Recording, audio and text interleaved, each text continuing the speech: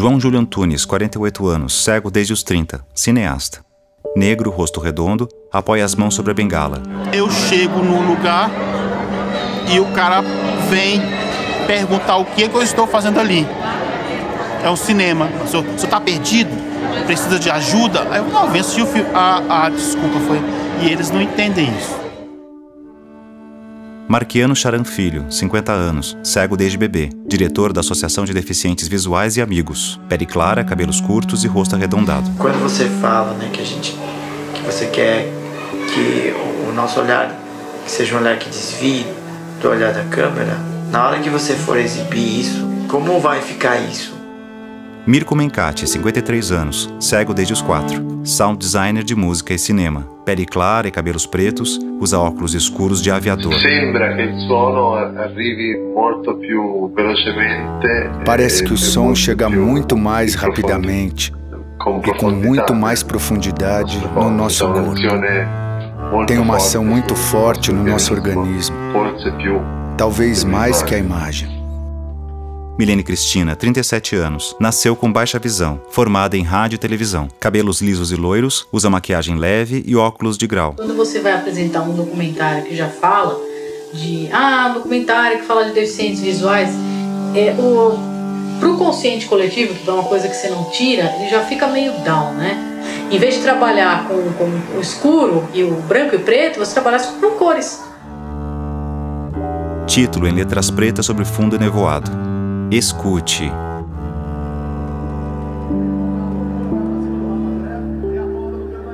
Como todo mundo, nós participamos da sociedade e temos interesses, gostos, vontades, como qualquer outra pessoa. Marquiano e Milene em casa, no sofá da sala. O ir numa sala de cinema é tão importante como comer, como andar. Na sala, uma TV ligada. Na cozinha, um rádio desligado. Começa na família, isso, né? De inserir o filho na questão social e dar para ele a oportunidade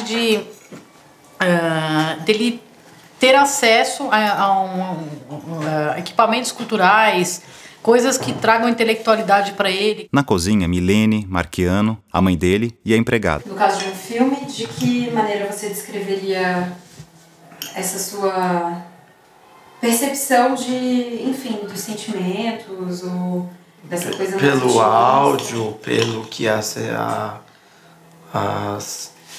trilha sonora sugere, se bem que sugere para todo mundo, né? Mas ele ganha uma importância maior da entonação de voz. O fato de ter acendido a luz não vai atrapalhar aí na filmagem? Acendido ou apagar?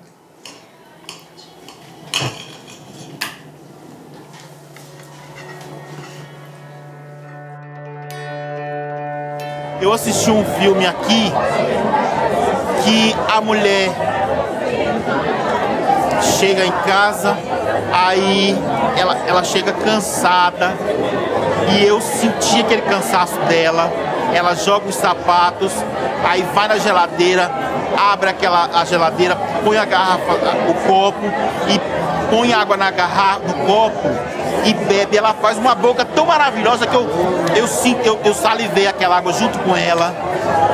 Aí ela pega um cacho de uvas e começa a chupar uvas. Eu falei, cara, essa mulher é um pedaço de tesão, de mau caminho, porque ela tava tão sensual naquela cena, com aquelas uvas, com aquela água. E aí são coisas que o cinema passa. Atrás de João Júlio, letreiro do Festival de Cinema de Brasília. Olha, cinema é uma coisa muito boa, muito... Não, é como comer doce de pêssego com creme de leite. Mas é muito difícil de fazer cinema. Principalmente por não enxergar, por eu dizer assim, eu sou um cineasta, eu sou um diretor, as pessoas... como o cego vai dirigir um filme? Com a minha bengala eu faço a medição dos espaços. Quando eu quero um tipo de tomada, eu chego e falo, eu quero isso aqui. Eu quero só isso aqui. Meu filme Jogo, ele é mudo. E quando o diretor, o roteirista me convidou, eu falei, pô, isso é loucura, cara. Aí ele, por quê? Eu falei, pô, eu não enxergo, como é que eu vou gravar, dirigir um filme mudo? Quando nós começamos a gravar, aí eu tentava ouvir os sons e não ouvia. Aí eu falava, pô, eu tenho que me virar com o que eu criei na minha imagem, na minha imaginação. E aí, cena número 1, a viúva negra, a dona Clotilde, ela na biblioteca, sentada, arrumando os livros, e o rapazinho que ela se apaixona chega, e aí eu imaginei a cena, ela sentada com a perna cruzada, aí dá uma piscadinha, aí pede para ele se sentar, marca o lugar onde ele vai se sentar, escreve um bilhete, coloca dentro do livro, e aí ele pega o livro, lê o bilhete, escreve o bilhete, coloca dentro do livro, entrega para ela, e isso tudo era a cena 1. E aí eles fizeram, e eu fiquei de olho fechado e ouvindo nada. E aí eu corta. Imagens sobrepostas de interior de igreja. Eu fiz um filme todo em silêncio, mas era um silêncio feito de 64 sons.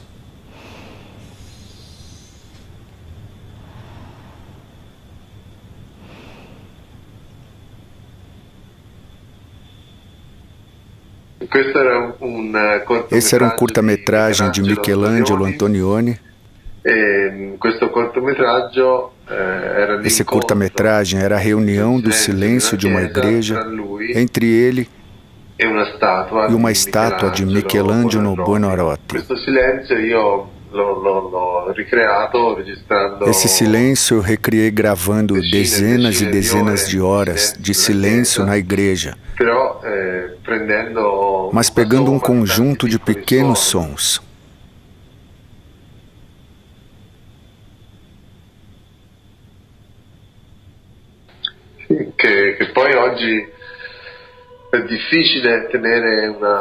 É difícil segurar uma plateia de cinema em silêncio por 16 minutos e meio, porque as pessoas são acostumadas aos barulhos, são acostumadas a falar, não estão mais acostumadas a ficar em silêncio, a pensar, porque o silêncio nos força a pensar.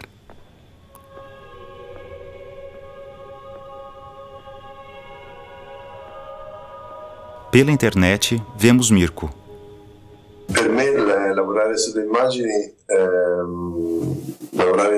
Para mim, trabalhar o som, mas a imagem é uma coisa natural. É difícil dizer se em um filme o mais importante é a imagem ou o som. Depende muito do filme. Na minha opinião, depende muito do peso que se quer dar à imagem em relação ao som.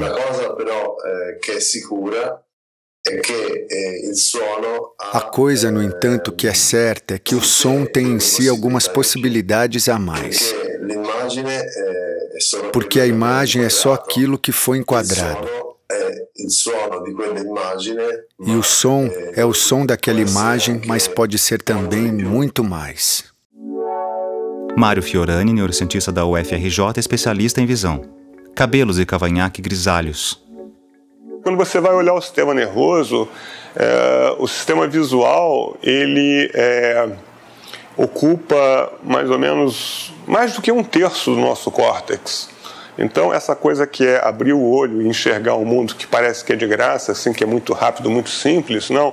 É o processo mais sofisticado que o nosso cérebro é capaz de fazer, é o que gasta mais processamento do sistema nervoso. A brincadeira, no caso aqui, é que o que o homem acredita que é a verdade, né, vamos dizer, São Tomé, né, ver para crer, né, é uma coisa bastante complicada, porque as ilusões mostram que grande parte das coisas que a gente vê não são o que a gente está vendo. Será que há alguma forma de vivenciar o cinema como você? Uma venda nos olhos? Eu acho que a sua experiência ela vai ser mais assustadora, porque vai ser a primeira vez que você vai fazer isso. Então vai ser um meio nirvana. Você vai sair de uma coisa, você vai ouvir mais alto o som, você vai ficar mais sensível que as pessoas vão passando, e aí você vai ficar tudo, o frio vai ser maior, e tudo vai ser mais forte do que eu sinto, porque já está normal, natural para mim. Partes de um corpo, ora focadas, ora desfocadas. São quase 49 anos que não enxergo.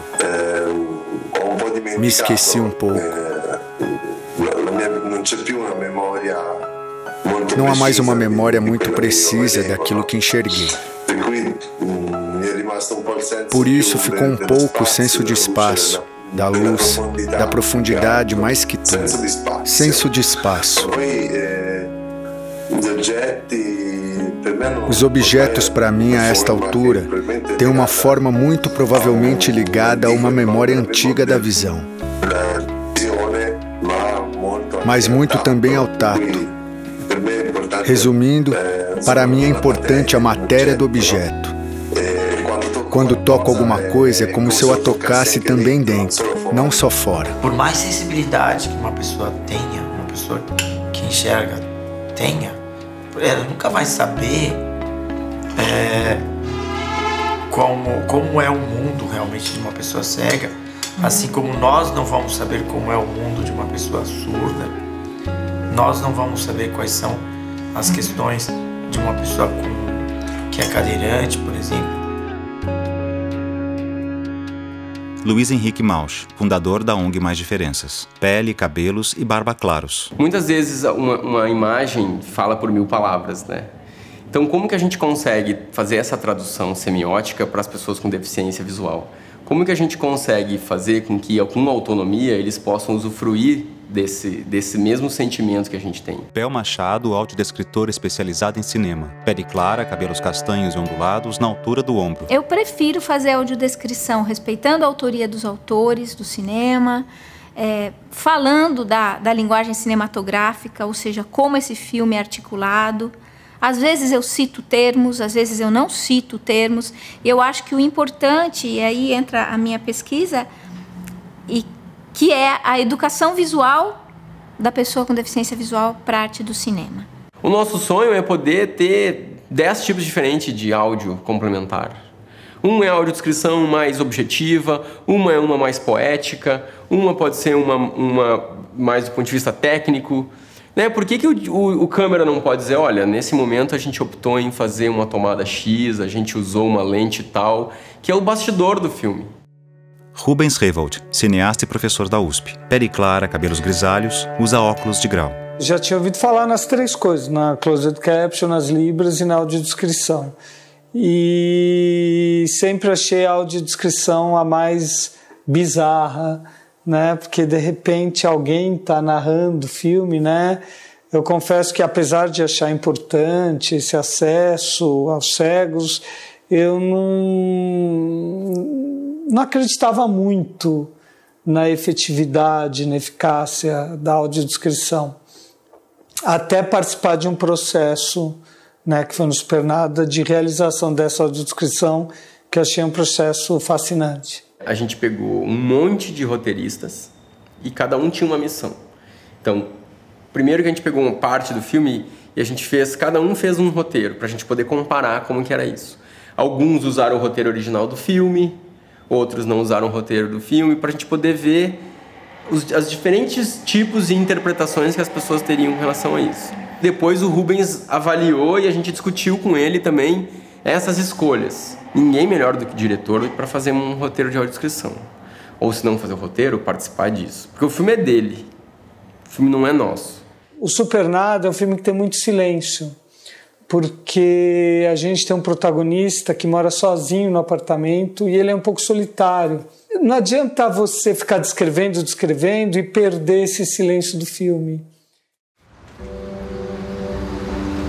Tarde cinza. Guto caminha com as mãos no bolso entre as vias da Avenida Consolação. No entorno, prédios, igreja, carros e ônibus.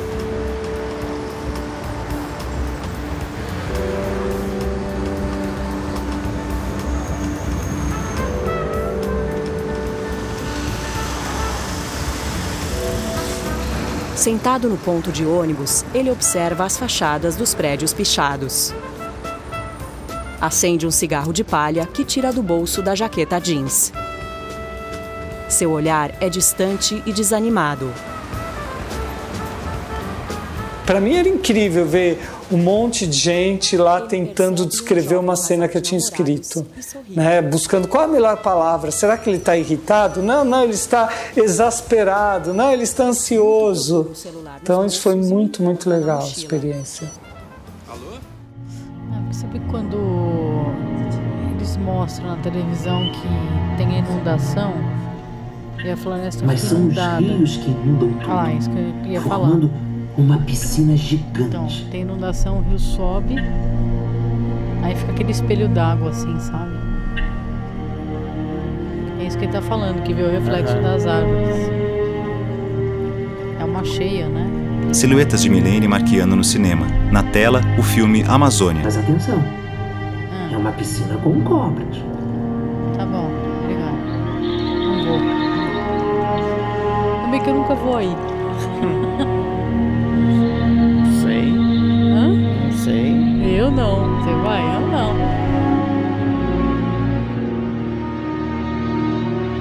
Quando apareceu, eu falei, que isso? Que esse bicho, né? Aí o macaco falou, um bicho preguiça. Eu falei, poxa, eu nunca tinha visto. Eu não tenho esse repertório de bicho preguiça, agora eu sei o que é. Que som que o bicho preguiça faz. Isso que é legal, né? E talvez eu acho que é assim que o deficiente vai construindo o mundo ao seu redor, né?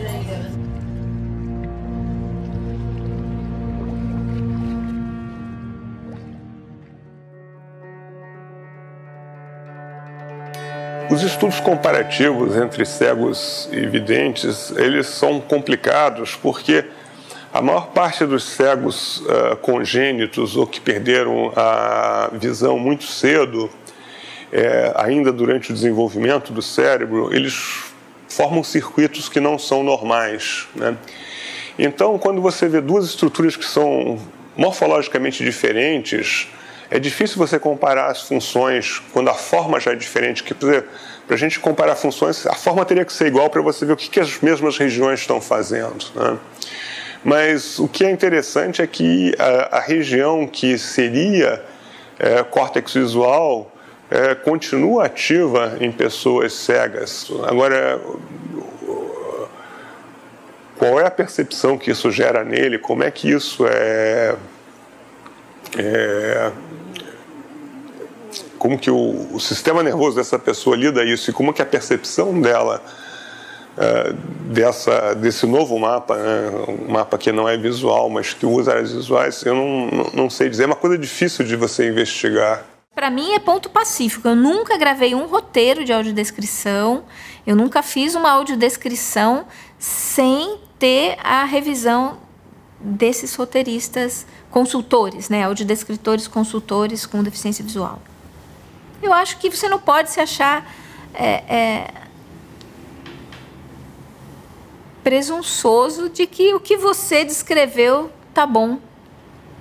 Você enxerga, você não tem como avaliar isso. Você não tem a menor possibilidade de avaliar isso sozinho. Provavelmente o cego, quando ele está usando o seu sistema visual para perceber, ele não está gerando algo que pareça uma imagem, ele está gerando alguma coisa lá que é diferente. É o que eu falei, você consegue imaginar um ser alienígena que foi descrito lá num livro, mas você não precisa criar uma foto, uma coisa gráfica. Você sabe que ele tem uma tromba, ou ele é grande, pequeno, duro. As coisas agora passam a ser muito mais conceituais do que concretas, porque a imagem é uma coisa concreta, é uma coisa, um objeto que quando você faz a imagética, você vê coisas concretas, mas deixam de ser concretas e passam a ser mais conceituais. A gente tem um problema muito grande e isso se amplia em todas as esferas, querer saber exatamente como é que a pessoa cega imaginou aquilo que eu estou descrevendo. Mas isso é um problema meu. Assim como eu contar uma história para você que enxerga, você vai imaginar isso do seu modo. Então, é claro que você tem que ter uma objetividade, você tem que ter um respeito, mas não interessa como o outro vai imaginar, se vai ser exatamente do jeito que eu estou aqui explicando, do jeito que essa imagem está aqui. A gente está usando a visão para converter essas informações em conceitos, né? E é isso que a gente guarda, é com isso que o nosso cérebro lida. A gente não tem, eu não tenho uma telinha lá no meu cérebro com essa cena que eu estou vendo aqui agora projetada. Eu estou vendo isso aqui é guardado de uma maneira muito conceitual, né? Claro que na hora que eu consigo evocar, eu consigo imaginar algumas cenas, mas eu não evoco isso como um filme, né? Da mesma maneira com que isso chegou a mim.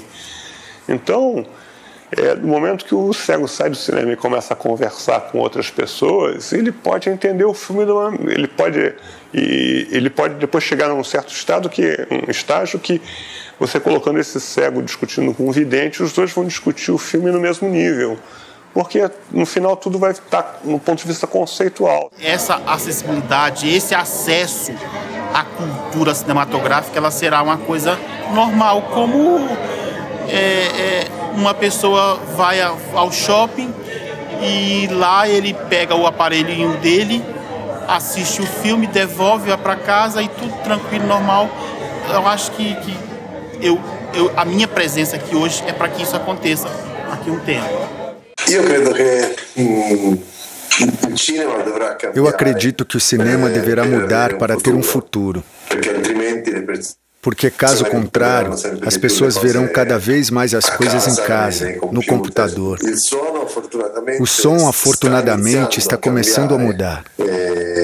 Já ci sono delle soluzioni tecniche nuove che creeranno una realtà virtuale. Já há soluções técnicas novas que criarão uma realidade virtual que poderá trazer muito, na minha opinião, para dentro de um filme. O fato de você ter a visão, ao mesmo tempo não usar ela, né, e conceber que você está vivenciando alguma coisa, fazendo uma atividade sem a visão, é muito interessante para mim.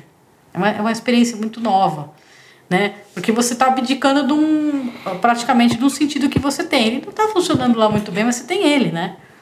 E aí você percebe que você, ao aguçar outros, você tem uma nova experiência. Eu acho que tudo isso tem a ver com o sensorial que o cinema traz, né? Se o cinema souber trabalhar isso, democratizar tudo isso, souber trabalhar com todos esses sentidos, nós vamos ter uma experiência bem diferente.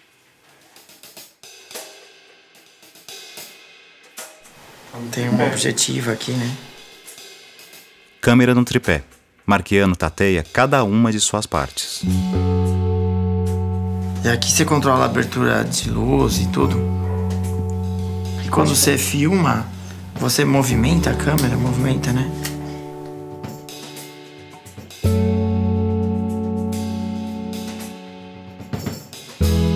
Aí, o que você faz? Aí seu dedo... Deixa eu ver onde é que eu pus o meu aqui. O seu dedo, você vai continuar segurando, mas o seu dedo para filmar é nesse aqui. Tá vendo? Esse. Sentindo o botão pequeno? Tá, sim. Mas e a altura da câmera? Aí, meu amigo, você tem que fazer que nem um negócio de fotografia. Você vai ter que zoiar. Olá, 1, 2, 3, Manuela. Muito boa noite. Diretora do filme, captada por Marquiano. A gente quer saber o seguinte, qual foi a sua motivação para você fazer esse documentário?